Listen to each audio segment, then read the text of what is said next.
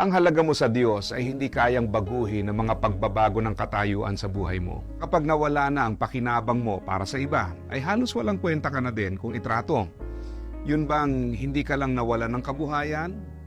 Nawalan ka na din halos ng halaga dahil wala ka ng pakinabang para sa iba.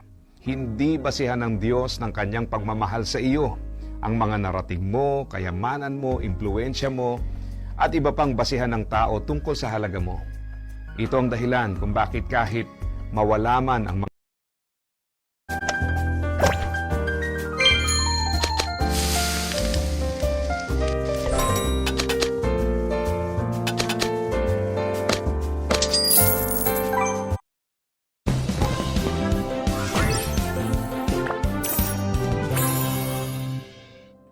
Ang halaga mo sa Diyos ay hindi kayang baguhin ng mga pagbabago ng katayuan sa buhay mo. Kapag nawala na ang pakinabang mo para sa iba, ay halos walang kwenta ka na din kung itrato.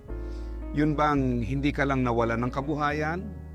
Nawalan ka na din halos ng halaga dahil wala ka ng pakinabang para sa iba.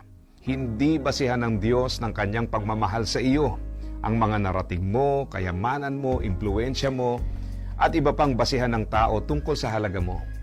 Ito ang dahilan kung bakit kahit mawala man ang mga ito, ang Diyos